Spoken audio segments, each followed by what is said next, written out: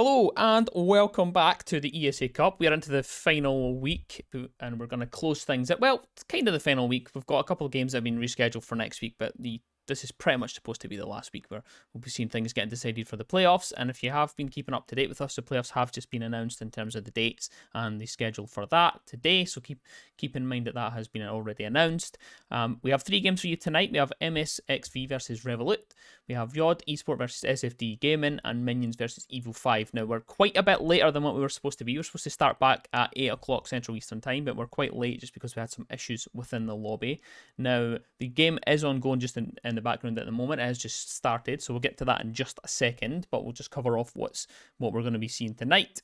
The reason for the first game being delayed is just there were some issues getting players into the lobby, and now Revolut are playing in a 5 versus 4, so we'll join them in just a second after the first round is over, and we'll go over the map bans for that game as well. Now, I am joined tonight with Aria. We are dueling tonight, so we'll have 2 of us, and Aria will just go over the map ban with you very quickly. Yep, so as we can see, we're going to head to the map of Villa. Again, Villa is a nice map to cast. It's always nice, and I wouldn't say it's too heavy-sided to one side or other. It can be a 50-50 match for 100% sure. So it definitely will be interesting, but a 5 versus 4, it's going to be a difficult one. It's definitely going to be a very, very difficult matchup. But as we can see also, anyone who's spectating at home, you can see in the standings that actually were released today also that Maniac Suiciders are on 13 points, where Revolut are on 12 points. So ideally, Revolut need to win this if they want to have a chance at holding their top 4 position, as still Yod are going to be the decider for whether they do keep that top spot, as that game is going to be following on directly after this game. And that is all the information we pretty much have for now, as these 2 teams have not played each other once, so we have no information on how well they do against each other. So that is pretty much all we have for today. Yep, and I will just address the elephant in the room. Of course, Revolut are starting this game. They are on 4 members. They've got a player down. They're missing a player. That was just because of, unfortunately, they were late to the game. Whether some external issues with the roster and stuff like that. What to do? They were lucky to even get a game tonight. Maniac Suiciders were happy to wait a little bit for it, but obviously the issue is that may have a knock-on effect on the later games, which we're hoping it doesn't affect it too much. So yeah, we're on Villa. Got 5 versus 4 situation. We've just joined in a little bit late, of course, just because we're sorting some things out in the background, but the first round has already gone through, and it's Maniac Suiciders that have taken that. And the bands at the top of your screen, you can see them: Thatcher, Warden, Knock, and Thunderbird. The only one that's probably, the only couple maybe that are a little bit rogue is probably the Warden and the Thunderbird. They're a bit more specified. The Thunderbird has actually had quite a high ban rate, considering how little she actually gets played in the competitive scene, which is quite surprising. Knock and Thatcher, there's nothing really to discuss there. They're standard bans. It's either Knock and Thatcher or Thatcher and Jackal usually, but this time we're going to see Jackal on the scoreboard, and then of course that Warden pick, which is always a good one, so you can always prevent that and at least give you some options when it comes to flashbangs and Ying, Candelas, and maybe even smoke plays if you do want to bring that out. But we tune in here to a trophy and statue defense, and it is Maniac Suiciders starting us off there. We'll slow us off to get us in, as a lot of map control has already been gained, as all the side of pretty much Aviator is under the control on the side of Revolut. As again, they're in a 4 versus 5, so they're going to be under the man count disadvantage for the rest of this matchup. And it's definitely going to put a lot of pressure. As we say that though, that's going to be just MS losing his life to that Jackal. And actually, it was a kill from down below. Down below killed the champ, was it? Yeah, it was the bandit down below. They've just pinched out. It was a really good role play actually. They've just joined together. They came down. You seen Ash come down the main staircase at the same time as well, not the main staircase, the red staircase. At the same time as the Jackal was trying to pinch out and track the bandit. They were successful in getting that. Upstairs though, they drop a player in the form of Rejav Deer. Oh, that's a hard name to say on the fly. Sanity though is going to get himself in an engagement and shut down inside of Memo, and that's Ratata to collect that secondary roamer. And now it's 3 members left inside the site for the defending side of Revolut. Just holding at the top of the staircase is Lucifer, waiting for someone to push up there, and the bite will be coming through in just a second. Predator doesn't quite see the heads just as he flicks around the corner and misses the opportunity for a free kill there. We'll have to get rid of some of that that barbed wire there, just to make sure that they can get up that staircase and not be Two resisted against there. Speedy though entering in towards statue though. There is an angle being held from master bedroom on top of that bedroom there, on top of the bedroom, just holding them so they can't cross too far without at least taking a couple of shots. So Speedy now takes a little bit of damage when decides to eject himself from the site, pushing back towards landing and now instead. And now all of the inroads that they had made into the site are dropped away as Lucifer is able to collect one, stops Speedy from entering towards the trophy side. And now a secondary kill is found from Lucifer and Moritz with the final shot onto Ratata at the same time. And that's another defense on the round for MS. MS looking pretty strong. Pretty strong. It went into a 3v3, and definitely it could have gone either way, as Revolut did look to go, but they did gang up a lot on the border, and they just kind of put themselves into a major bottleneck, and that just kind of pinched it off. The gunfights were able to be won for the side of MS, and that was all she wrote for Revolut. Yeah, it was a decent round to start with as well. The Jackal plays were excellent. The two kind of... The thing was they lost that player upstairs. They lost Furtghost upstairs, and that kind of threw a kind of spanner in the works because the roam game was really well done up until that point. They were actually closing down. They closed down the Bandit. They were looking to close down the Vault. And just as they were doing that, before they could get themselves into what would have been a 4 versus 3 situation, so they would have had the man advantage, they lost that player upstairs, and then so it wasn't as profitable at the same time, and that's probably where it went wrong. And then you get stuck in that kind of bottleneck, like you said, going through the doorways, everybody piling in, and it just didn't go well for them at the end, unfortunately. Yeah, as we saw, that door into board just turned into an absolute bloodbath as the Jaeger was there ready just to claim the tokens, and that was just pretty much all it was. It was, once you put that many players into a bottleneck and, you start the tunnel vision going through that door, there's not much you can do. There's no real redemption game when you come from that. It's just all she wrote, essentially.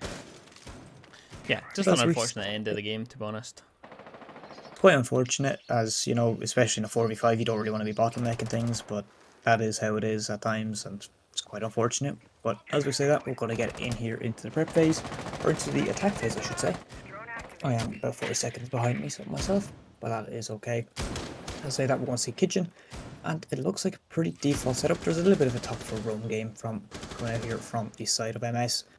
Not too heavy, but it's also just enough that I should be putting a little bit of pressure under the side of Revolut, and just make them a little bit more scared to try and take that map control if at all possible. As we say that though, it's going to be one found, and that's going to be Moritz found dead, and that's going to be losing your pulse very early on. A lot of utility taken off that board, and that is a C4 also gone as well. So that is something you don't want to lose that early on, as pulse in the late game, once that vertical gets used, can be an absolute hindrance to the side of Revolut. Yep, and I know we missed the first round on this map just because of the delay, but I did see it in the background, and it was an open pick for the side of Revolut. So that's all 3 rounds they've been able to get themselves into a 4 versus 4 situation. So it's not even really mattered that they've actually had the man advantage MS so far. I'm just having a look at Furtghost here because he seems to be teasing the idea of going for that flank, because as we speak right now, they are completely redecorating the entire top floor, trying to get pressure on towards that site. And Ratata seems to be wise to the idea that Furtghost could approach the site from this side, could just pop up at any point, and a little bit of damage done on the Speedy on the other side there, but Ratata still lying in wait, knows the player's sort of floating around that area and swings out, does spot the player, knows the player's now locked into that corner. Furtghost is going to be held, and don't know, 80 odd HP, tries to cross there, doesn't realise that the position has been rejigged there for Regis Air, and now we're looking at a potential sweep through from the attacking side of Revolut, who have a 4 versus 3 situation. They have the man advantage, but there's no one lurking downstairs. Just has made what could be a massive play, just moved through towards Mudroom, managed to reposition himself out of the site and looks to get out to get that free kill onto the fuse, but surely the sound call was there. They now know they're both spacing each other, and the swing comes through, and it is the castle to come out on top, but at the same time we lose another member of the defense at the same time as that, and Ratata is able to find just with the final shot into Mudroom, and Revolut take their first attack in pretty convincing fashion. It was definitely a very convincing round, and the refrags were also on the board. As we saw, a little bit of a misplay from the Jaeger, kind of running across from Zombie over to the other side by the window. Wasn't exactly the wisest of plays, as the Nomad had already changed up positions, and you're just leaving yourself open to a wide angle. There's no... Once you're in the corner like that anyway, you're kind of stuck. You're not going to be able to rescue yourself unless, you hit that headshot pretty much immediately. That's not going to happen. But definitely it was an absolutely amazing round coming out here from Revolut, especially in a 4 versus 5. They were able to get their opening pick, and for the first round in 3 rounds, we were actually able to see, an opening pick lead to a round win, which is definitely an interesting one to see.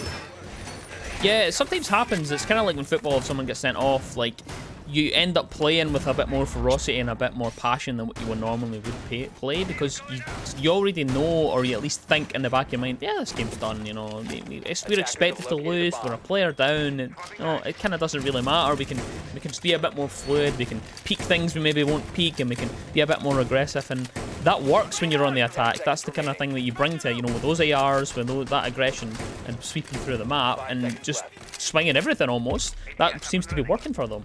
And, you know, if I was MS, I'd be a little bit worried, because some of these rounds have been pretty close, a little bit closer than what they should be. I'd like to add on to your point, chemistry, especially from Revolut at the moment, is just, you know, it looks on it's pinpoint. You know, the refrags are coming out back to back. No one is dying without getting someone picked back up in place of that person. That's just how this game is going for the side of Revolut. Whereas if we look at MS, they're not having the strongest of games I would expect from MS. Especially in a 4 versus 5, I shouldn't expect it to be this close. As you know, Revolut, yes, they're bringing out the aggression. The aggression is going to be a strong one for Revolut here. As you mentioned, they have nothing to lose here. They're in a 4 versus 5. Everything is on the table against them. Yes, they do need to win this game, unfortunately, to, you know, just to try and keep that top 4 spot for themselves. But, you know, the pressure is somewhat taken off them as they're in a 4 versus 5. You know, everything is against them.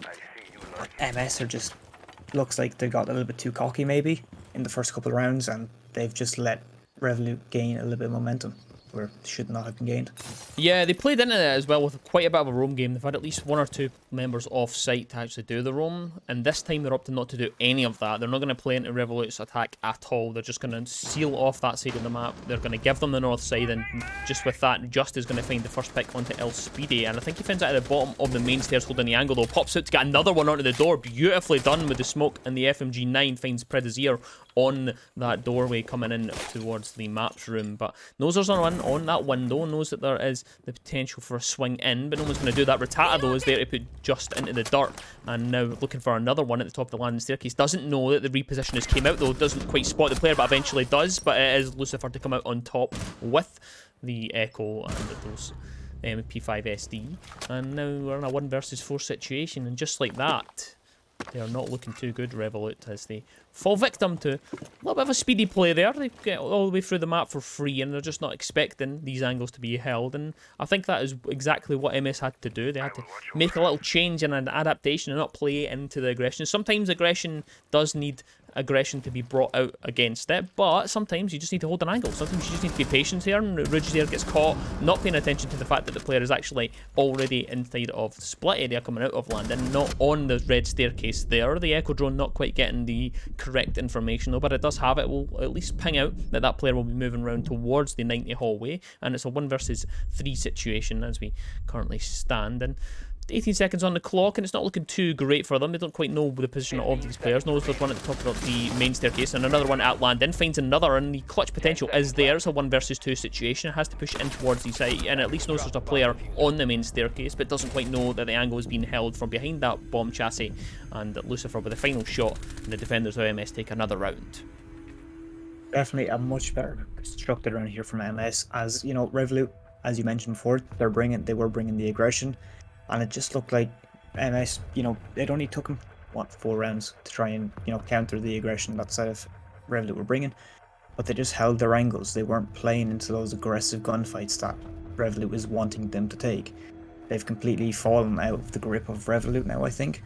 Especially with that last round kind of showing a very, you know, a kind of a progressive strategy against Revolut, not playing into what Revolut wants them to do. I definitely think this is where MS could definitely break away from Revolut, but it's going to be a tough one to see, because all it takes is going to be Revolut just to swap up another little bit, and that's going to be MS stumped for under a couple of rounds. Yeah, and the thing with Revolut as well is that they are clearly showing that they have the better gun skill, just basically on the sheer kill count across a couple of players. A couple of those engagements that they won You seen the Echo almost lost that engagement, and it looked as, and even though they had them pretty much dead to rights, they had them facing away. They had a full second and a half extra, and that's almost, you know, that's a death sentence in Siege usually. There seem to be, if they are losing a gunfight, it's to an angle that they're not looking at, or it's to someone basically maybe not paying attention at the right time and getting a kind of lucky kill. And the thing is shot for shot, I'm fancying Revolut to win the actual gunfights. It's just isolating those players. Can they get enough done in the round before it's too late and they can activate themselves? I'm hoping that that's what we can see. I'm hoping that we can get a close game, because obviously if they get themselves onto the defense and it's MS who have to bring the aggression and they just have to sit on the defense and they can get in the faces of them and they have to play and MS have to play into them, then things could be a bit better for them. So we'll see what happens though, and of course we're going back to trophy and statue for the top floor defense. Definitely, once we head to defense, things can change like on a coin flip. It could go very, very 50-50. But I reckon by Revolut, when they can just hit the holder angles, they don't have to get aggressive. They just have to let, you know, MS play into their hands. I definitely think it would favour them a lot more.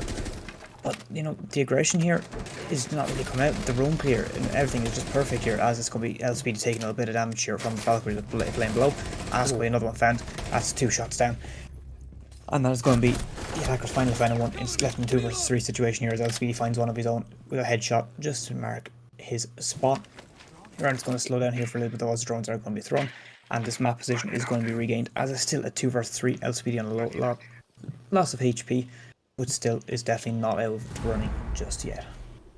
Yep, a very, very quick opening, kind of a couple of seconds there. They went for that roam clear again. They had 2 players on the bottom floor. They went for the clear. They were successful. You would say usually that would be a successful roam clear, because in this situation, usually you have 3 members left. They lost the 2 entries, but they also they traded out for the 2 roamers. So in that situation, it's actually you can consider that a good roam clear, because you still have a minute and a half left on the round, still have plenty of time to organise and execute. The only issue is this is where the crucial ingredient of having that player missing is going to mess things up a little bit for them.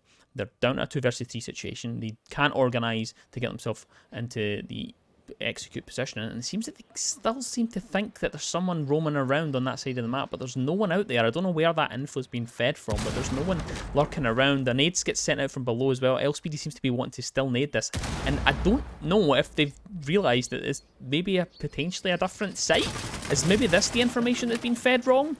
Or are they still convinced that there's someone inside a bar? Because there's no one over that side, and that ghost roam, if you will, seems to be wasting so much time on the defender's side. They're getting away with this for essentially nothing. They're just standing still, and the attackers are just making up scenarios that just seem not to exist. And the information needs to be a bit stronger if they're to try and win this. And now they have to just meet the aggression. They have to bring it out because there's only 20 seconds left on the clock, and that's exactly what happens. So LSPD now in a 1 versus 3, and Furtcost is there just to shut that down because they have to funnel through these doorways, and it just falls apart for them. So unfortunate late game there for the attacking side, and that cost them the round for that. One thing I'd like to mention, if I was MS right now, I'd be counting my lucky stars that Revolut don't have their 5th player. 100% I would be counting my lucky stars, because we've seen how close rounds, the score doesn't look as close as the game has been. The score is a bit deceiving in my personal opinion. Not sure if you agree with me on that one, but definitely if I was MS, I would be counting my lucky stars, as the side of Revolut are looking extremely strong, and they're only 4 players. Yeah, definitely a bit touchy. Now, in terms of, because we got started a little bit late, we didn't quite go over what the permutations were for the way this group plays out. Now, I will just read out the group, and so everybody understands where everybody sits at this moment in time. Now, your top 4 go through to the playoffs in different positions. We'll go over that later on in the broadcast, but top place right now is Minions on 20 points. They're through, they're clear, they're done. They don't even need to play tonight. They are playing later on. They don't have to worry about it, because if they lose that game, it doesn't matter. They still top the group. Now, Maniac Suiciders coming in 2nd place. They're on 13 points, and then you have Revolut on 12 points. So this is technically a key area in terms of the actual how this works for the playoffs, because no matter who wins this, one of them will be solidifying themselves in 2nd place, which is unfortunate for Revolut, because this is a big game for them. You want to have all 5 members be there, and you want to be within the running to get themselves into a better position in those playoffs. Of course, 4th place you have Votum with 9 points, who are just 3 points off of Revolut, and then you have Yod on 5 points. Now, so both teams are technically safe at this moment in time. in their position and getting into the playoffs. But the thing that can worry me and should be worrying them is that if Yod still have a game tonight and they still have a rescheduled game, based on what I can see anyway, and if they win both of them, that can knock Revolut out the top of the top 4. So that's the thing that could be, you know, in the back of the mind. You know, that could be unlikely that Yod would win both of those games, but if it happens, then they're out. So this is a game they want to win. So yep. So we'll get back into the game and we'll have a look at where we're starting off. Of course, kitchen defense is what we're going to be seeing, and coming from the top floor is what we're going to be trying to descend. A little bit of chaos, and someone falls to a Capcan early on, and that's not how you want to get started on the round. It's Predazir who falls to that, and El Speedy is just going to have to hold on to this angle and wait for anyone that could come in for a late roam game later on and try to flank them up. It's Furtghost is on that side of the map as usual, but still 5 members alive versus the 3 of the attackers, and Sanity will be pinging out where these players are standing inside of Master. Has the pulse in tow and able to spot these heartbeats from a mile away, and just has that pre-placed C4 waiting for its victim to hover over it for a brief second before they can detonate it. But 2 versus 5 now, it just falls to another cap cannon just on a triple kill on this round. 2 from the Capcan traps, and before I can even pass it back to Arya for an input on this round, the round is over and out. Furtghost with the final shot with that roam just pops in at the end with a flank and gets the final kill, and 2 kills off Capcan traps. Come on, guys. Lack of information, 100%. Either lack of communication or just carelessness on the map. There, one person dying to a Capcan trap, okay, unlucky, you know, maybe you didn't know there was a Capcan in play. But having a second person die to a Capcan trap after someone has already died, 2-1, and you are aware of Capcan on the board, things get, you know, you have to question them a little bit in that situation. That shouldn't be happening, especially not with these high level of teams. It shouldn't happen. No, it certainly happened. No, it gets two kills. It's the fact that it's not even adapted to kill a little bit of damage. They've doubled up the Capcans on those doorways, so two separate people walked through them and fell victim to that. It's incredible that the call's not been made that there's going to be Capcan traps everywhere. And even if maybe the call was made, maybe they just weren't paying attention, because they were trying to work quite a bit of vertical play, and this is where Capcan is quite a key operator in those areas, because 9 times out of 10, if you're playing the Capcan, you're playing to slow down any attackers from getting into the map. It's just to stop aggression, really. That's why you play it. However, there is a couple of scenarios where it works out a little bit niche, and that's when you're countering vertical play, because a lot of people will be concentrating on vertical play, and, you know, the sledge will be opening things up, the buck will be opening things up, and they'll walk backwards through doorways because they're trying to hold an angle, they'll not be paying attention, and they're more likely, because they're concentrating on looking down through these holes the whole time and trying not to be killed from a C4, trying not to, you know, find someone on the reverse angle, they end up walking into one of these traps, and that's, you know, that's a general kind of way that Capcan's played, but you just have to call into question. The calls were just not there. Like at one point, I think I commented very early on about, you know, I think it was after the round that round 1, how, you know, their chemistry looks really well. You know, they're going playing for the refrags, but I think it was just a case of Caster's curse from there on. They haven't had a good round since. Everything just looks not shambolic, but just not as strong as they looked for. They've lost their steam for the first half, essentially. No, yeah, they certainly have. They had like a major amount of pressure. You know, they were putting a lot of pressure onto MS. MS looking, you know, not having their best days. As we say that though, that's going to be one. Oh, that's going to be Furtghost, who's going to fall very early on, and that's going to be Diana. That's a set of nades gone off the board as well, and definitely one of your best fraggers gone as well. So major pick coming out here from the Oryx, and that's something Revolut are going to be very happy to have on the board. Yeah, this is what I was worried about for MS when they go into the defense. I thought that maybe we'd get a couple of extra rounds on the board for their attack Revolut there, and a mistake just getting made in the background. The Sanity is able to get a free kill onto Rujazir, who just crosses across to that top main area and doesn't realise there's someone on the window, just reacts a little bit too late. And the thing is with them being on their defense now, Revolut are just going to bring the aggression and get in the faces of MS, and that's exactly what they've done so far in this round, a 3 versus 3 situation now, and eventually they get themselves into a position where they can begin to look at and execute MS as Lucifer makes their way to the top of the main staircase, but there's still members inside to be dealt with here for Revolut is the whole between behind that bar, one in vault and then one over on the maps area. Rattata, though, is not aware of the fact that someone's creeped up behind right onto the reinforcement to their left and doesn't realise, though, drops down, is able to at least negotiate themselves out of that situation for the time being. But Lucifer comes back for the repeat and collects that kill eventually, though. But spots one inside of vault and not quite able to land enough shots to get any down on them just yet. Sends in the concussion mines and is going to try and at least daze that player inside of vault before pushing in there, but the cross angle is found from just all the way through to bar and finds Pedazir behind that bar area and finds the kill, and Lucifer with a final shot towards the El Speedy inside of vault, and just a quick execute right at the end there. The aggression comes through the doorways and they're able to collapse into the site and get that final couple of kills and lock out that round, and they take themselves their first round on attack. And that puts us also onto the match point, the one and only match point of this round. This is where it could all end for Revolut, and again, as you mentioned, if Yod win their game today and their rescheduled match, that's Revolut gone. Revolut are out of the top 4. They do not qualify, and that is something it should be on the back of in the back of their minds. But I don't think it was. I think with all the rushing around to get into the lobby and all the map bans, preparation, everything, I think that just kind of escaped them a little. And if the information had been there to them, and they had understood what was at risk, definitely think we could have seen a completely different matchup. And I don't think that we've seen Revolut at their full potential here in this 4 versus 5 situation.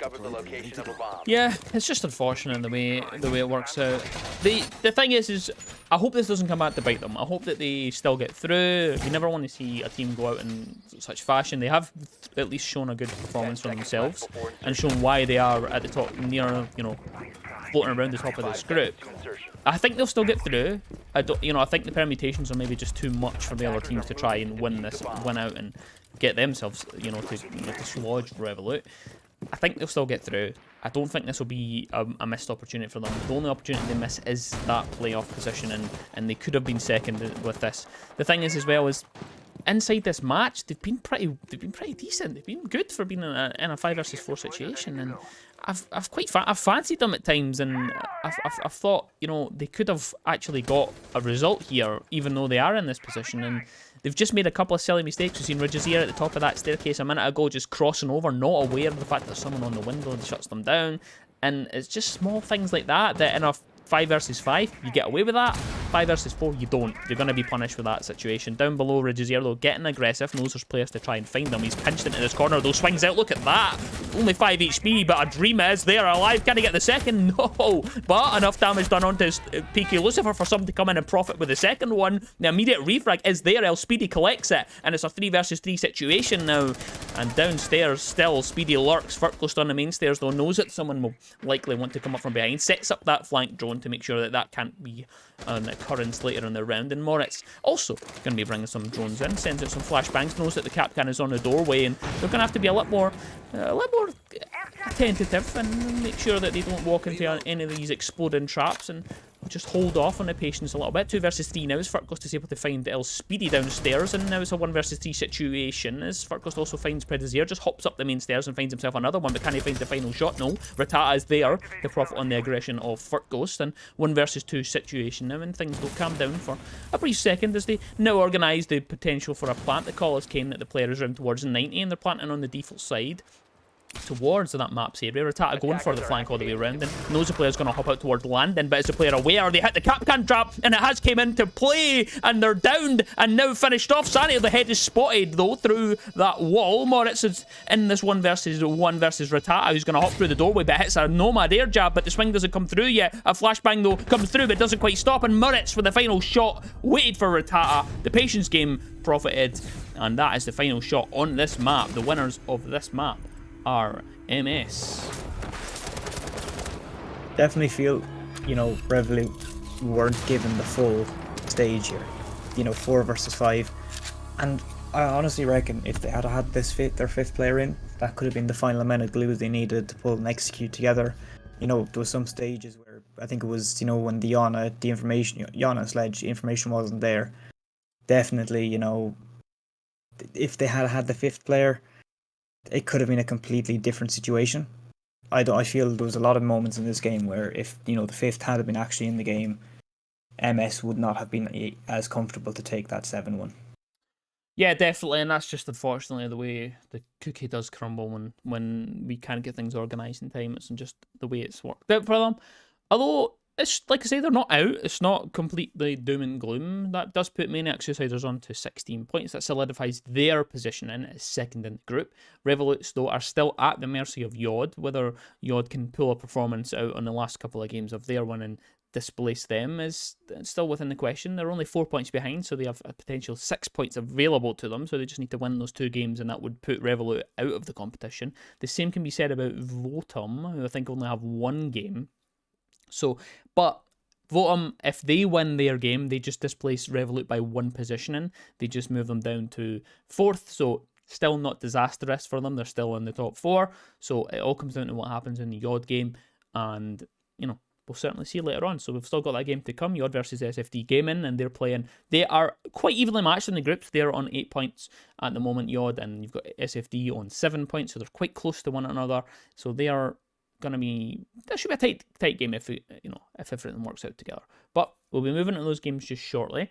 We're going to take a quick break. It'll be about 15 minutes just before we get the next game up and running. So if you guys want to go and get yourself a tea, a coffee, your dinner, whatever you fancy, and we will join you back here in 15 minutes time, okay? Bye-bye.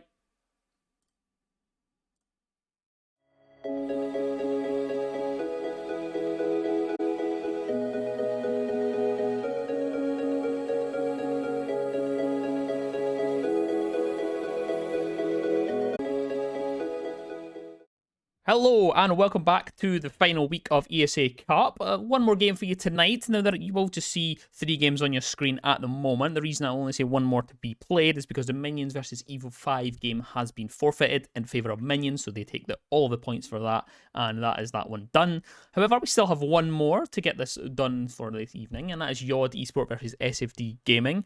And it's going to be a big one because if Yod win this, they have an opportunity to actually displace Revolut in the group. Now, that'll only happen if they win their rescheduled game versus One Punch next week, which they will be fancying themselves for because, shocker, One Punch have forfeited every single game so far. I think they've maybe played 1 game.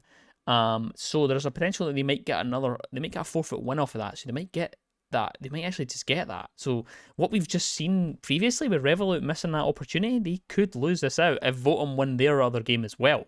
So still what will be played for, still a massive game for this evening, and we're going to get right into that. Again, I'm joined by Aria, my name's Chamberine, and we're going to get into the map bands and we'll have a look just now. So, as you can see on your screen, we're going to head to the beautiful map of Chalet, which for the past few months has just been taking the EU console scene and just EU league, and pretty much every league in general, by absolute storm. I think it's the highest played map. Last time I checked stats, it was like, I think it was like over 130 rounds played, where every other map had like 60. Yep. So it's definitely the standalone map here for a lot of teams. As you know, it's not the most strat heavy, and everyone knows how to play it as such. It's it's not basic, but it's basically like your Oregon. Your Oregon, everyone knows how to play it. Everyone knows what to do. Say what shall I?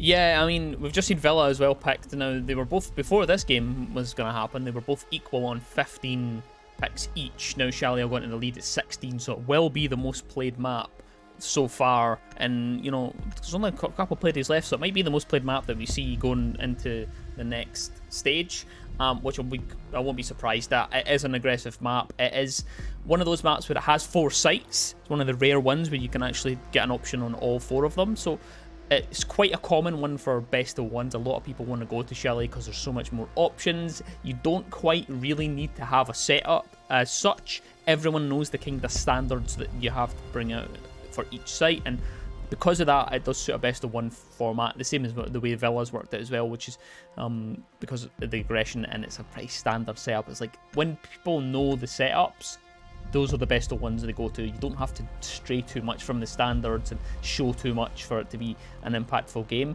Just seen the map band, the operator bands coming out in the background as well. Of course, there's a couple of them there that are quite surprising, and there's a couple there that aren't so much. Solus being banned away, no one's surprised Solus being banned because she is the most banned operator. She has a 51.4% percentage. ban on this throughout this stage so far. That's 36 times being banned. This is the 37th time she's been banned. So it's an insane ban rate so far. Nock as well, the most banned attacker, 42.9% ban rate, 30 maps that she's been banned off. This will be the 31st map that she's been banned out of. And the other two are the ones that are a bit more specific. You know, the Mira ban is strong for Chalet. I don't know if you would agree with me. I think that Chalet is pretty much a standard Mira setup, let's be honest, for that bottom floor. Oh yeah, 100%. And again, I'd like to point out the Flores as well. I love seeing the Flores ban in play, as it means, you know, that top blue stairs where people, you'll see, you know, when they're trying to hold the library for, you know, a bar game in defense, that shield, when you have Flores on the board, is a lot easier to, you know, just to exterminate, and it's gone.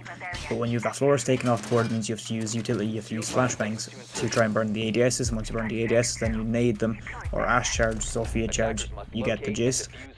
With Flores, there's none of that kind of pre-game. It's literally all in, get rid of the shield, gone, boom, it's dead. Unless, obviously, if they have a mute, you're not going to get the same effect. You just have to try to clear out the mute jammers. But you get the gist that, you know, Flores can be an absolute menace to utility that the defense is trying to bring. And it's quite understandable why SFD would like to ban that off, as they do go to their, you know, they're on defense first. It's obvious they're going to try and ban off the Flores just to give themselves, you know, the upper hand heading into their defenses. And generally when someone bans off an operator like this, they do have something planned for their attacks, just so you know they're not left deer in the headlights, essentially. Yeah, I think the Flores ban being so high, you know, his ban rate being quite high in this throughout this league, is just a collateral kind of side effect of the fact that we should be on Chalet so much, because Flores is such a common operator on Chalet, because of, like you say, that top of the blue stairs hold is so commonly brought for that one, and you know, that's probably why he's got such a high ban rate. 16 times he's been banned away this season. So I'm not too surprised to see him getting banned away on Chalet. It's nice to see that. Of course, we're not even going to bother discussing the Solus ban. Why would we? It's been banned out so much that it's not even what we've spoke about it time and time again. People are just terrified of a new operator, and that seems to be the situation. Now, starting off in the defense here downstairs, we have SFD who are able to open up the first pick on this map, and it's Mamba Tracker who drops to the life of Boki. I think is about to find himself in a sticky situation though. The trophy stairs has taken quite a bit of damage as attacks, is able to get themselves another pick as well. Evens out the scoreboard 4 versus 4, but a nice shot threading through that hole in the wall towards the bottom of the solar staircase from attacks to find Boki on that Chanka, and that shield was one of the more interesting shields I've seen on the map. It's not quite a shield that I've seen before. I don't know about you. It's definitely, you know, it's something that's out of the ordinary. But it's also a nice play of utility that, you know, I don't think Chanko maybe was the best operator to, you know, to bring to hold that area, personally. You know, that's just my opinion. But definitely, you know, that can be quite a strong if you have more utility and you're using more players to kind of back it up. It shouldn't have been that easy for Dion to really get that frag. So, but it is genuinely a nice, like, little side adaptation to that strat. And I feel it could, if executed properly, that could have worked out extremely well for the side of Yod.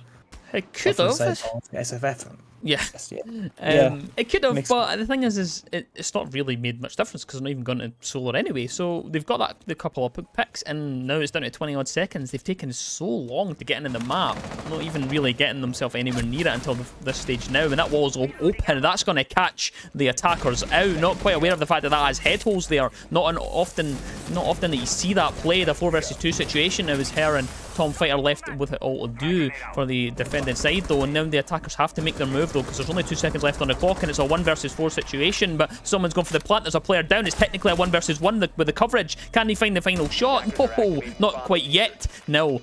Tom Fight though has to go for the rotate round, has to find where the planter is, gets to finish onto the sledge there, accidentally melees out there, and still holding onto that diffuser. There's a player down outside. It's a 1 versus 2, and holding onto that diffuser. Surely the information is there, and the head pops up, and Overtracker is able to find the shot onto Tom Fight, and the attackers somehow win that in the last 30 seconds.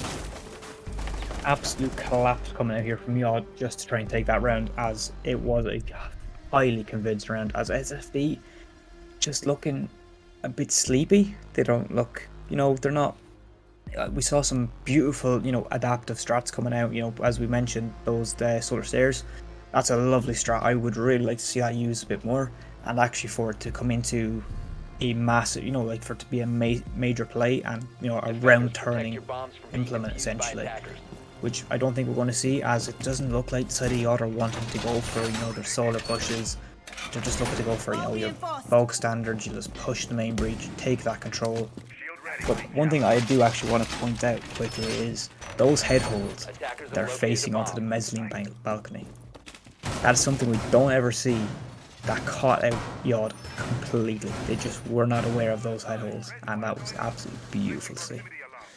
Yeah, the thing was, in my opinion, that was a pretty poor attack from Yod there. They actually, they didn't get into the map until, they had the one player that popped into the map briefly, that was Tax, popped downstairs, got himself a couple of kills, and then we had no one else on that top floor, no one else anywhere near getting into the map until maybe 40 seconds on the clock.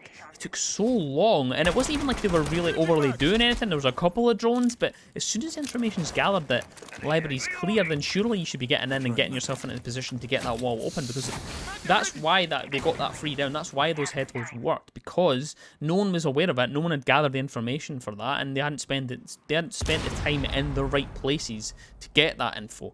And here we go again, 5 members on the attack are all on drones, all trying to look for this. Peas is the only one that's not on it, and early round that's pretty good. That's a good thing to get the information out, but the opening pick though is going to go towards Herr Gillett, who catches Mambu Tracker moving in from the main lobby doorway and just tries to be a bit sneaky with it and try and push in there and get a cheeky flank up that staircase, but isn't going to be awarded anything there, as Herr's able to get at least the opening pick and shuts down the Ash, and that is all that utility gone before anything can be done, and inside a minute we're down to a 5 versus 4 scenario. As you say that's going to be the ace falling as well, and that's going to be the Selmas taken down, as it's going to be Tomfight finds himself actually getting knocked, and he might potentially be out of this fight very soon, as that is going to be him confirmed. And we're left in the 3 versus 4 with still a minute 45 on the clock. Quite a lot of time here for the attackers to play with, as that's going to be another engagement onto the Warden, and that's nobody going to be life going to be claimed with that one. And it's going to be shots fought back and forth, and not really much coming from it.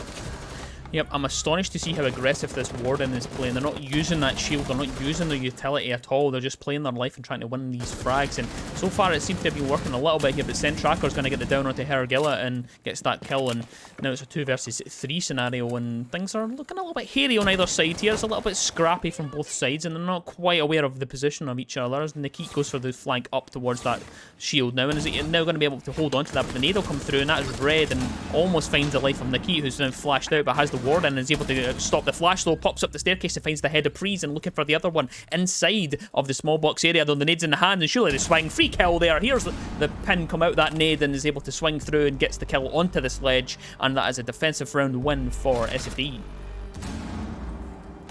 Very scrappy rounds, as you mentioned, coming out from both teams. It looked like, everything was just, let's just use our gun skill and hope for the best. There was no, like that Warden. Yes, there was nades through the stairs, but it just looked like the attackers forgot he was the Warden, which was a major misread into the situation, which ultimately led to one of the members of the Yod falling unnecessarily, in my opinion.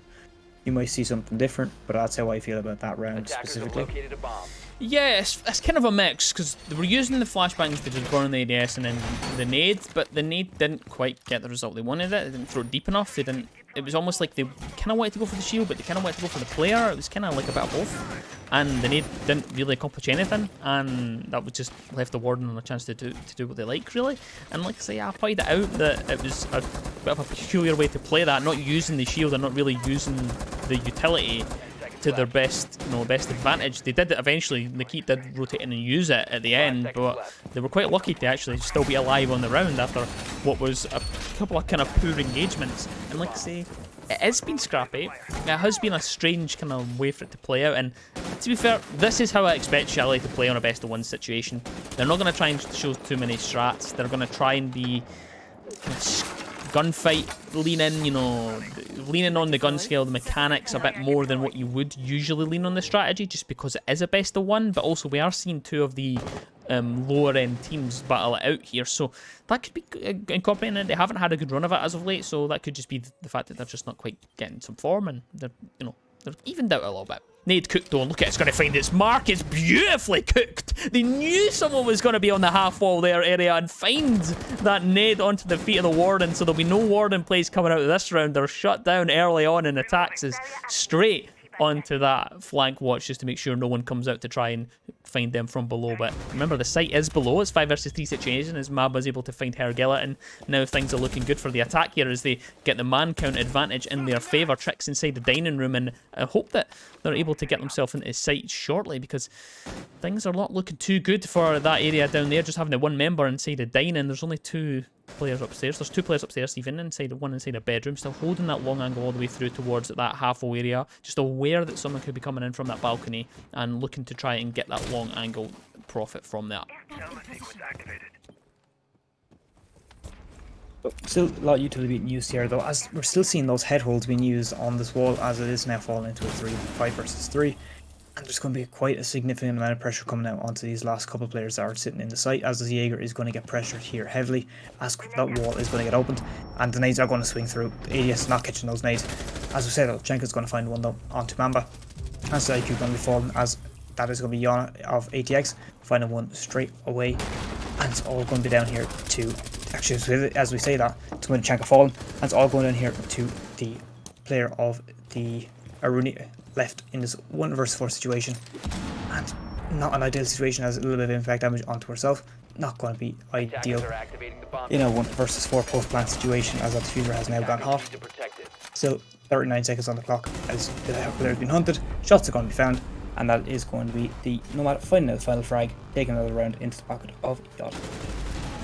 Yep, just too much too late there for the defenders of SFD there. A couple of good picks, but the onslaught that came in from attacks was just way too much to deal with, and they just get kind of caught lacking a little bit. There's a couple of mistakes made early on, and it just cost them in the late round. Upstairs just was not able to provide the fight back that they wanted in these reverse angles down towards the kitchen and dining area, and they just weren't able to do it. The Tachanka of Boki, which is an interesting pick. They keep picking this Tachanka repeatedly on this defense. They seem to want to force this pick, and I don't know if it's profitable for them, to be honest. I think maybe, you know, if they're trying to play that deniability, I haven't heard a single canister go off. I haven't heard any of the, you know, the flames being problematic for the attackers, and I think that they're maybe just bringing this for the ease of rotates, and you know, you see how much head holds that they want to do, and I think that's why they're bringing it. You know, it's one of those scenarios where, is it really worth it? They could maybe just profit a little bit better having a smoke or the mute, or even someone just with a pocket shotgun to do these rotates, or maybe even get someone else to bring on a little bit extra rotates, and I think that's why they've got the Tachanka, and I think it's costing them late round. That's where the issue is. They're not really getting the full use of the utility. They maybe profit elsewhere on another operator, I think. I personally feel like if you swap with this Chanka for a smoke, as you mentioned, the smoke would be a much better play here. As you know, you got the Toxic Babes. They last a decent amount of time. Yes, your Shumika lasts maybe slightly longer, but again, smoke. SMG-11, it's a comfortable gun for quite a lot of players. You've got the shotguns to make the head holds, as you know, they do love bringing their head holds, as they pretty much love every wall to have them at this point. And you know, you have the shield you can play, so you're not losing your shield by not bringing Chanka. Smoke just looks like, you know, it's just a better operator choice, and it's definitely, as you said, smoke or the Chanka play is definitely costing late round gameplay. But then again, it could be just testing the waters. They know they're, you know, pretty low in the standings. It could be testing waters, you know, test, this might work, it might not work, we'll just try it out, see, just make new strats as they go. That is also a high possibility, but after, you know, playing it for nearly this is the 4th round, as we say that, a nasty headshot comes out here, as a refrag is going to be gained though, and man count is now back to level ground, and it's just going to look like a game of refrags, as it is a little bit of a scrappy game, but it is just going to be refrags. Yep, there I just spotted that nice angle that the IQ was holding up towards that ivy staircase, just waiting for the head to float past of the Aruni. They're able to get that shot. The refrag does, like you say, come immediately out. Trix is a little worse for wear though because of that situation. His went for a couple of reinforcements down below, so is firmly wedged inside the kitchen dining, but the feet hole surely will be spotted, and surely the information is there, but it's a double kill for Trix on the round, who's able to land that shot onto Mamba Tracker and shuts down the roam clear on the bottom floor now, and will likely retreat back to site. 3 versus 3 situation is now over. Tracker is able to find Nikit, and that is the warden gone, so the late play game will not be able to come out this time, and Tom Fight just holding a long angle, just the same angle as they've held the entire time. It's the exact same setup almost every single round. Doesn't even matter what site they're on. They've did this on Kitchen. They've did this on the top floor as well, Massey. You can see the feet just popping around there and just teasing the swing there over Tracker. And Tom Fight's able to land a shot there, but the final shot is put into the body of Over, and it's Bocky to find that, who's rotated into Piano, now has that aggressive position. Still has his Shimikas in the pocket though if they do need to use them there, but the LMG will sing loudly and into the chest of Tracker and doesn't quite find the shot though. Finds a head though of Prees, who swung through the breach, and the final shot from Bocky onto Sen, just swinging through the double door into Piano and shuts everything down there. A late rotating from the rear of the site towards Piano, doesn't need to use a utility, and I spoke about Tachanka being a little bit of an issue and maybe a weakness in the defence that time. It's turned out to be a strength, but it still has to beg the question, is the utility worth it? I think we were just made eater words there from the Bocky play. Bocky did that absolutely, we didn't see the utility being used, granted, but still, having the LMG with smoke, you would not have been able to, take as many of those gunfights unless you used the FMG9. The SMG11 just wouldn't have had the magazine capacity for something of that kind of nature. So again, I kind of guess why, but still, the utility from that smoke provides is just infinitely better, in my opinion. Some situations, for Villa, when you want to bounce Shimika over the vault door, that can be quite useful, as with smoke you kind of put yourself in a lot more risk for that reward. Chanka, not as much, but again, we're not on Villa, we're on Chalet, so smoke is just a better pick here, in my opinion. You can choose to disagree, but that is just how it is. Yep, and just as obviously we say that, we can see that Bocky's managed to hear us through the ether of our casting wiseness and is going to switch over to the mute, and that's just a suggestion that we kind of made, that maybe the smoke or the mute or someone even with a pocket shotgun, because the reason they've been playing the Tachanka is for those head holes, but also they wanted to have someone with a range, because most of the time Bocky has been right at the back of the site and holding a long angle. That's what they've been doing. So in those scenarios, maybe the castle with a 1.5 and the pocket shotgun might be a little bit better, something like that, just to reassess. But Bocky did make us eat our words of that round, and hopefully they do the same this time, as Nikita's feeling a little bit of pressure inside of Solar. The drones are coming through trying to locate this roamer, and it's just going to shoot one drone, hop back to Piano, and that's exactly what you want to do on your roam game. Just waste a little bit of time, show the presence, make sure that they know you're in that area, make as much noise as possible, waste as much time as possible. The drones are still coming in to try and find Tricks on the bottom floor, who put a great performance in last time. The yellow ping came onto the Ash, but it's not enough for Tricks to get anything onto it. Mamba's hot on the heels and is able to land the shot and gets the opening pick on the board for Yod, but Nikit will have something to say about this on the top floor inside the Piano, as now they start to stream in towards Master Bedroom and looking to try and get this roam game shut down on the top floor, because remember, the site is bar and gaming, and there's just fading away slowly, wasting the time. A minute left on the clock here, and it's been a decent roam clear so far now, and Mamba's just trying to clear through Master at the moment, getting towards Piano. The drones are still coming through, but they're going to be running out of drones that start to fall now. Another drone comes in to find Nikit, and still inside the Piano, wedged firmly in there, pops down to a prone angle here, but Nikit will be shut down from Mamba, who found their second kill in the round on the hunt so far. Attacks though with the other one on the Hergilla, and that's the roam gone, except there's one player at the top of the Mez staircase. 4 versus 2 as Tom Fight's able to find one back on the attacks, and that's the aggression shut down from the Ayana, and Tom Fight still has the pressure though, finds the shot onto Mamba, shuts them down, goes for the swing onto Piana, but can't quite find anything inside that double door area. Knows there's one on the window, and using these these Kiba barriers just to make sure that they can get a position that's comfortable from that window, make sure no one can swing them. But Tom Fight goes for the swing out this time, and Sen's able to get the shot, and it's a 3 versus 1 with Bocky holding the angle so aggressive, just as their head poking over the top here. At the top of the library staircase, sends the C4, but will it find its mark? No, it won't. Hops out the window, the Nomad, and now back down to site. The escape has been made though, but the drop comes through from Overtracker, who finds Bocky inside the site, and the attackers of Yod take round number 5. And that was definitely a way more convincing round coming out here from the side of Yod. As you know, the roam game was phenomenal, by taking out that Jaeger very early on, and Mamba is, we just need to point out here for a minute, Mamba is on an absolute burner of a game. Just cannot be shut down whatsoever. We love to see it, and honestly I reckon we could see a 3-3 round split here coming out and overtime, shall I? Yeah, it certainly deserves it. I hope it does go back and forward, because again, this is a big game, because whoever wins this has an opportunity to get themselves into, well, say whoever wins this, Yod have an opportunity, because I think that this will actually round out what will be the final game for SFD. So they win this, they technically get themselves into top 4 if they win, but it doesn't qualify them because Votem still have a game. That's the issue for them. So they depend on the voting's result, but they can only do what they can do, and that is win this game within regulation. If it goes to overtime for either team, it is not looking that great, and it certainly won't be great for SAP because they'll still likely go out on round count if that's what happens, because they won't just get enough to get it over the line. It could be a shame for them, so I'm hoping that one of these teams is able to, as much as I like overtime, I'm hoping that one of these teams is able to win it within regulation just to keep their hopes and dreams alive for the competition.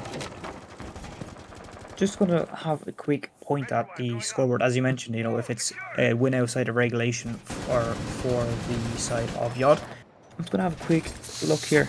And it does look like if Yod are able to manage a OT win in this game, and they are able to win their next game, or not flawlessly as such, but within regulation with at least 4 rounds, it does look like they could even tie up here with Revolut. Round count might be the bit of a problem, but they can definitely tie up with Revolut if this game does happen to go to OT. That is how our scoreboard is looking at the moment, as Revolut not looking too hot right now, as they are on a +13, but one thing, Yod is on a -4. So round count looked like it would be in favour of Revolut if it does go down to that, but again, we'll just have to wait and see. Who knows what's going to happen.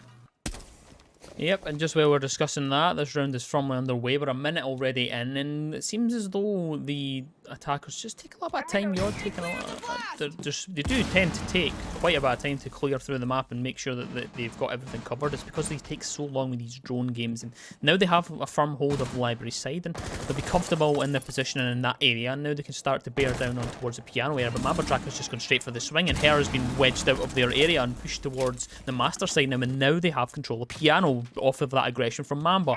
The drones come through, and immediately after, you can see the yellow pings coming on these defenders. The positions are known, and Mamba's there to just profit off of any information that is given back to them. And the swing comes through, knows that there's a head hold there, but just clips Hare a little bit there. We're not quite able to get the final shot into their head, and the aggression's still coming through, but I don't think he's going to be aware of Rooney. He doesn't know that the pushes came all the way through. Mamba with the double massive on the top floor shuts down any roam game inside of Master, and they have the full control of the top floor, and now they start to bear down in towards kitchen and dining. They have to get this these vertical holes made up to make sure that they can get down and put the pressure on the players inside of dining. But do they know that Trix is on the reinforcement? Trix pops out, finds one. They don't actually have the information on him. 3 versus 3 situation. Spots another one, can't quite find it. Overtracker's there to find the shot onto Trix, and now it is looking like a 3 versus 2 scenario. But Bocky will have something to say about this. Surely the utility game's going to come out. Surely the Shimikas go down behind that table there to find it, and the impact from out of nowhere from Tom Fight goes deep towards Overtracker to stop the plant going down. 1 versus 2. Tom's on the cross angle, but Mamba has something to say about it. It's a triple. He's looking for the 4K but can't find it. Tom Fight comes out on top, shuts down the Ash. The aggression was there. The 1.5 was on the hunt from Mamba, but not able to land the final shot. And we are seeing a brilliant game tonight. The aggression's there, the passion's there, a 3 versus 3 split. They are fighting for every single inch of this round in this game, and it's been a wonderful game so far. But right now, 3-3 split heading into the other side of this game. An absolutely amazing game we are witnessing right now. I don't think we've had as good of a game in quite some time, and it is always great to see such games like this. But again, as I have always mentioned before, and I'm a firm believer, you cannot ever say who's going. A 3-3 split is always a good split, but we still can't decide, you know, who could win, as Yod might have an abysmal defense. Who knows? But again, we can also say SFD could be absolutely miserable at attack. So, you know, no one can be really ruled out, and I really hope this game does go to OT. Yod don't really want to go to OT to make sure they can rule out, and absolutely, you know, if they win their next game, they can then push out Revolut and take that spot. So it's in Yod's best, you know, interest here to win this out within regulation. Yep, and we're going to see a nice little pick here. The Thunderbird coming along for the right here, and they've made what's called a hospital in the top floor. It's one of the a new thing that I've just learned in previous kind of couple of weeks, and that's when you stack pretty much all the Thunderbirds in the one area, and you just have one area where you can go to replenish your full health. I think there's only 2 there though, so have at least use the other one somewhere else. And interestingly enough, we're also going to see a slight roll pick, if you will, in the form of the Glaz on the side of SFD and their attack. And the site is the top floor, it is Master, and that's exactly where we're going to go for the first defense of this half. And going to be trying to push in from the north side and bring in the pressure in towards the solar side. But there's a player on that reinforcement that will meet the face of her, who's just peppering solar with all of those gridlock track stingers, and the smoke goes out, the coverage is there, the swing comes in, the Ying play comes through, the rush through, but there's a C4 lying in wait, and who is it? Of course it's over Tracker. Gets the kill with that swing, stops it in its tracks, and that is the Ying gone. The rush is in its dying embers now, and Trix is going to be another one to fall to that one. 5 versus 3 situation, and it's sent to find that pick, and shuts down the push coming in from the balcony area. And now things are going to have to slow down, and they're going to have to reassess what they're doing in this round, because that rush was their plan, and it's just completely fell foul there in the face of that Nitro Cell. That Nitro Cell definitely was the dying breath of that round for the side of the SFD. As we say that, now it's fallen into a 5 versus 2. All you've got left is your Glaz and your Nomad, as Nomad's going to find one. But that should be the start of the shred. It is definitely a winnable round here for the side of SFD. But there's going to be quite a lot of work here, as there is still quite a lot of time for them to play with. But again, you have a Glaz, not the most known fragger in the game, and Nomad, who can be with the frag potential. But this round is looking like it's out of reach and it's dying breath potentially. Still a minute, we're just going to reach the minute point in the clock. And it just looks like everyone is just going to hold their angles. No one is looking to get too aggressive, really. As we say that, though, it's going to be attacks, looking to see if you can just find anyone on those back solar stairs. But still, the Glaz is holding the bathroom, as Nomad's going to find another, as this round is now after opening up. As we say that, the Glaz finds one, and now it's left in a 2 versus 2. 40 seconds left on the clock, as attacks is going to try to rotate back up those blue stairs. As the angle here is being held here, as it should be the Frost winning, as it's going to play here onto Nomad, as a lot of damage is taken, and it's going to be the number count here. As we said, the attack's going to find one onto the Glaz, as that's going to be the Frost taking an awful lot of damage here. Nomad in this 1 versus 2 situation, he gets a very low Frost, but Oryx, who is also full HP essentially. As we said, that the Oryx is going to swing, find the headshot, and that is going to be all she wrote for the side of SFD. Very, very decent attempt here as a clutch, but just not quite enough to meet its maker. Yep, unfortunate there for that clutch potential. It dies out there in pretty kind of, let's say, boring fashion, if you want to pick a word for it. Not quite aware of the fact that Oryx is actually rotated in towards Piano. I think they were expecting the Oryx to go for the flank, which in that scenario is probably not going to happen, because you're in the last kind of 20 seconds of the round. It's not really time to do a flank, so I think that's what they were maybe expecting. They knew the Frost was on the bomb chassis, and they were just trying to fake out the Frost. I don't think they were aware of the fact that Oryx had moved in from that position and had the advance on that kill. But it all fell apart right at the start. The C4, the pre-placed C4 from the Thunderbird that was just sitting underneath that window, was ready to detonate as soon as that smoke wave came in. And the smoke went off, the coverage was there, and they thought they were being smart with the Ying pushing in behind it. As soon as the Candela rang out, they knew exactly what was going to be happening, and that C4 had to be at least detonated, and it found its mark onto the Ying, and that's exactly who you want it to be, because that stops down any rush potential. They built that entire round around the Ying, and that is generally what happens when she's on the round, because you want to go for a rush, you want to use those Candelas as much as possible, you want to blind as many people as you can, and use those smokes as well to cover everything up, and have the Glaz there on the coverage of the defuse, and it's just unfortunate that's not how it worked out for them. They were shut down pretty early on, and Yod are in the lead here, 4 versus 3 on the round count. It was definitely a quite nice try at a rush, and the retake, once it went down to a 4 or 5 versus 2, the Glaz and the Nomad were able to make it work. Glaz, not known as the most typical fragger, was able to find one, help the Nomad out in this clutch situation, and it was almost a turnaround here for the side of SFD. Unfortunately, the Frost acting as a major distraction, then Oryx coming in to swing to find his marking cards, just was not what the side of SFD needed in that situation. But as we say, that top floor control is going to be sort of gained here, as I don't think they're aware of this person. Oh, okay, now they're aware of the person lying by the mattress. I thought that was going to be a misdrawn there for a second, and if that had been the case, that would have been an absolute play of the round. And this side, as we say though, a wall bank comes here, or a barricade bank, we should say, comes in here from the K9 door. It's going to find one on to the Jaeger of Mamba. Mamba being taken down, has had an absolute burner of a game. Mamba, you're losing Mamba after that early on. You need to try and find a refrag here fairly soon. But that top floor looks like it's pretty much all gained over side of Master. You still have the Izami still holding on to the top of Mezzanine. As we say that, that's going to be another player falling at that blue shield. And you're still a minute 38 on, or 35 on the clock. With 2 players of the defense taken down. This is a very good solid round looking here from SFD. Yep, it's just an unfortunate situation there. Just caught lacking a little bit at the top of the blue staircase, just over peaking that shield and just taking a little bit, trying to take a little bit too much than what they probably should have here. But Freeze is rotated up to take up that position, and now, and there's still a potential for them to win this round out. Attacks takes a little bit of damage, and they know that they're going to have to start moving now because there's a minute left on the clock. They are spotted out though on the Mez balcony as Herr Gillett is taken down. Prez still holding behind the shield, has the 1.5, a 3 versus 3 though as Attacks rotates in, pops up and finds tricks on the window. And now things aren't looking too good for SFDs on attack. They've done all that excellent play throughout the entire round, and it's just all fallen apart here after the back of a couple of great picks on the defensive side. But still at the top of the staircase, Freeze is waiting. This is the more patience game that I like to see behind the shield. When an operator just holds behind it, knows when to peek, knows when to push, knows when to do the angles and all. Eventually Bok does find it, but is immediately traded out though, and a little bit damage done onto the ace on the window now. Attacks is down for the trouble, and Sen now in a 1 versus 2 situation.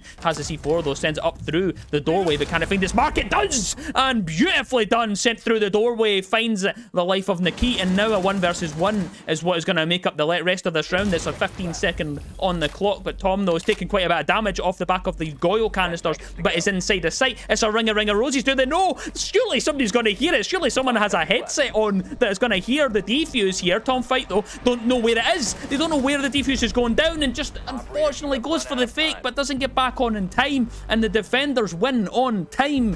Yod take us to 5-3 on the round count. That round almost slipping completely out of Yod's hands, and that last round just, it was an edgier seat moment, as it just looked like both players didn't know exactly, they had an idea but no exact location on each other, and it was just, as you mentioned, rig around Rosie. And that could have changed so drastically if just even the slightest bit of intel had been gained for either member on either of those teams. We could have seen a completely different outcome. Yeah, the thing is the sound cue is there for the diffuser going down. They just didn't quite hear it correctly. They thought it was in bar, so they went for the rotate round. The thing is once it's down, once you're actually in the animation, it isn't as loud as when you initially start it. So, because they heard the sound cue wrong, if they'd actually stuck that full animation right through in one go instead of trying to fake it, it would have been down. And the defender wouldn't have had the info where it was because he thought it was in bar, and then it would just be a case of holding that corner. And holding that corner, it's a 50-50 gunfight because you're waiting for the player to come around the corner. You have the advantage because you have the diffuser on the ground, and they still have to defuse it, so you just have to waste some time and send it some pre-fires or whatever. And just an unfortunate way it played out there. That could have been a 4-4 split, but no, Yod take the lead, and they'll be happy with that after what was a pretty scrappy round, and a couple of mistakes were made on their behalf, and they brought it from a back. You remember they brought it back from a 5 versus 3 man advantage in favour of SFD, and done pretty well. They might be able to at least bring it back and win that round out from underneath them. And 5 versus 3 now in terms of the actual round count. And as we start ourselves on this basement defense for Yod. Let's just point out quickly, just before any real action does get underway, Yod had an amazing start to that round, but then all the steam just perished away from under them, and it just slipped away. That's as simple as that. They had everything in their favour. They got a little bit too, cocky, a little bit too aggressive, and it all just faded slowly away. As we want to see the kitchen hold here coming out from the frost, which can be a very strong hold. As we see actually the floorboards being broken open, which means the people that are going to be trying to push through the card garage are going to be put under a little bit of pressure from both floorboards. But as we say, that top floor is now being pretty much fully controlled, as the attackers have had no issues really, and this frost is going to be the main point of attack here to try and clear out, as you can't really do much without that middle floor.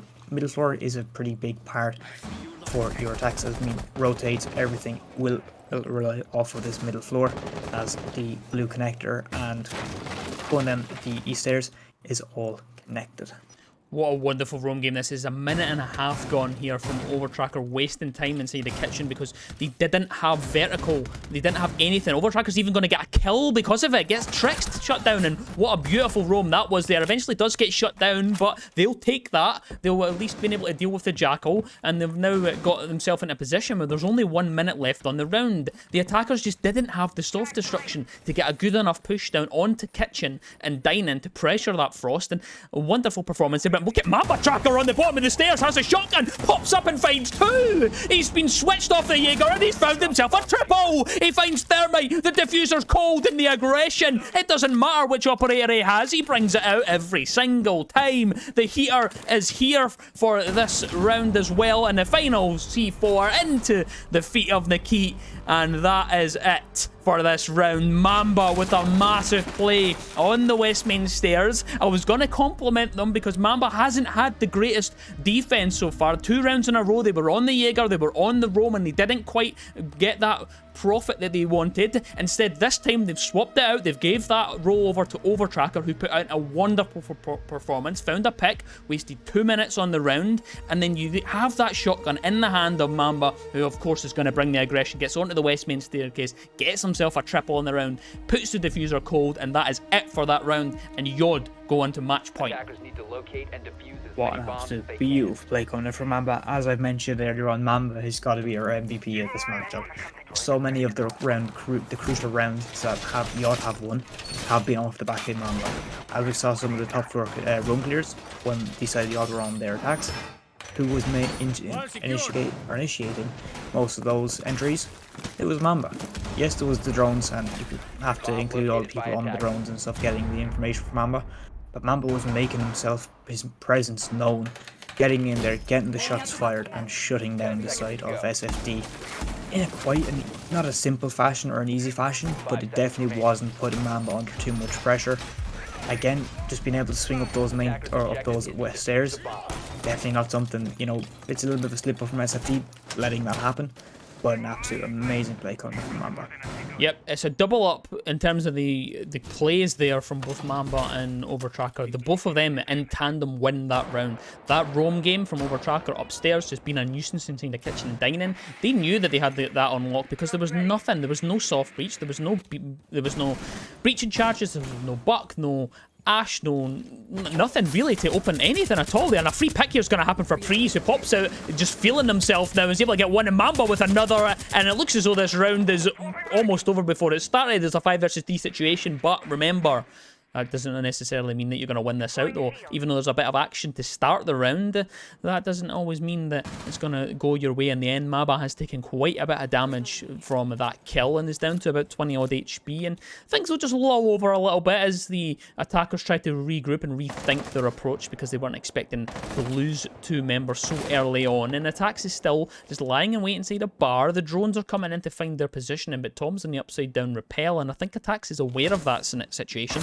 and just pops down to see if they can get a shot, but Attacks is going to take a little bit of damage and pulls back. And of course, who's out there to try and bring the aggression? It's Mamba. Doesn't matter if they're on 20 odd HP, they're looking to try and get themselves another pick on this round and solidify that MVP performance. And they're thinking about going in that main doorway, and I don't think that is the wisest positioning for Tom's situation now. Prees, though, finds himself a double kill on the round and shuts down Boki, and that is now pretty much the round fallen to its kind of dying embers, if you will, as things are not looking too great here now, though. But Trix is trying to at least try and bring this back from the clutches, though. The swing comes out, not aware of the fact the Frost is close, but he's put him in the mud this time, and Prees has dealt with 3 versus 2, though. 2 quick connects here, Mamba dealt with, and now it's looking like it could go either way. If they continue with this momentum on the round, SFD could bring this one back from the brink, but there's still an important position to be found, and that's the piano area. Sen is holding strong. The wall is now opened. They now have an option for this, but Sen is spotted out because of that drone.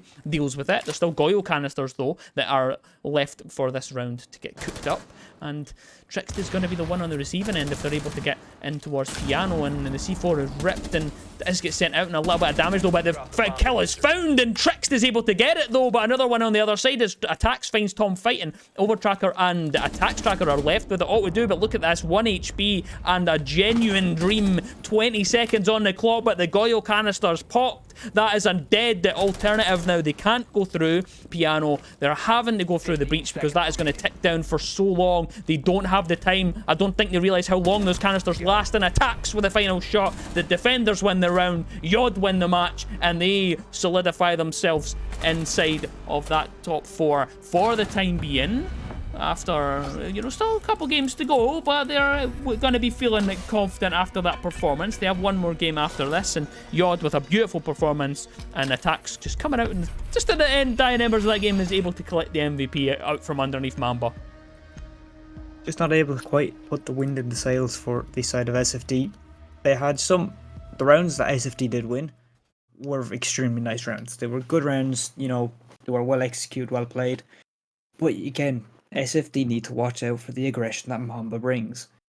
Every round, well, not every round as such, but quite a few of those rounds that the side of, Yod won were just Mamba going absolutely crazy with the aggression. And that's something I think and the next team, which is One Punch, who will be facing Mamba, or not Mamba, well, technically so, but the side of Yod, that's going to be something they need to be very much aware of, and a lot of flank watch.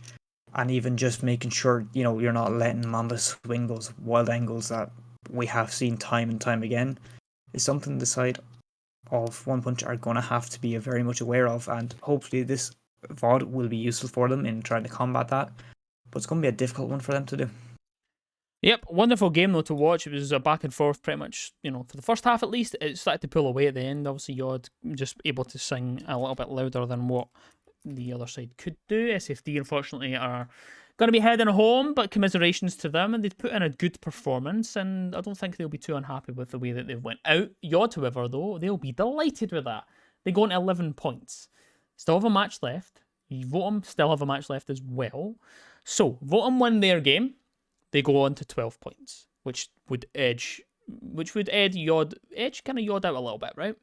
However, Yod still have a game just now to go, so they could actually edge out both Revolut and Votum, and it's just going to be a straight shot depending on the way the cookie crumbles for those two teams in their last couple of games. So we still have a couple of games next week, still have more games this week as well. This is technically supposed to be the last week of the groups, but next week we have a few rescheduled games, and then it's on to the playoffs. And of course the playoff bracket has been announced. It's been announced today. So the way that these work is, well, we've got an upper bracket, a lower bracket.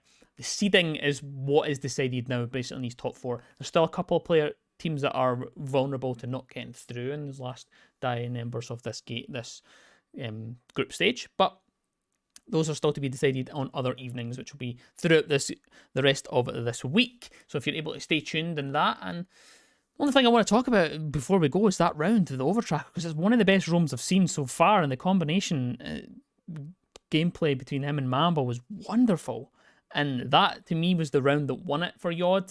That's the last thing that the thing that broke the camel's back, if you will, and that's what I think won the round for them, won the game for them after that. I don't know about you, but that's not my deciding round, I think.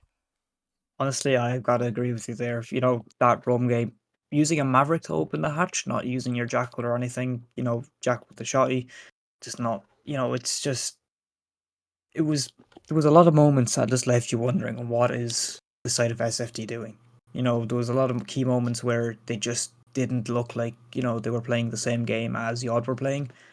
But letting that Frost, burn a minute 30 and then pick one of you off as well, and then, of course, we saw the power play from Mamba coming up the West Airs and just absolutely just sending the side of SFD home, quite literally. Yep, unfortunate for SFD, they go home. Yod, though, still remain alive and still have an option to get through to the playoffs if everything falls their way. Next week, though, that is what will be decided. There's a couple more games this week, and of course, tune in tomorrow at the same time as always. That'll be 8 p.m. Central Eastern Time or 7 p.m. on GMT. I think there's only one game. I think there's been a couple of reorganisations, and yeah, that is pretty much it from us tonight. It's been Chamberine, and I've been joined by the wonderful Aria, and we will see you guys in the next one. Thanks again. See you later. Bye-bye. Bye bye.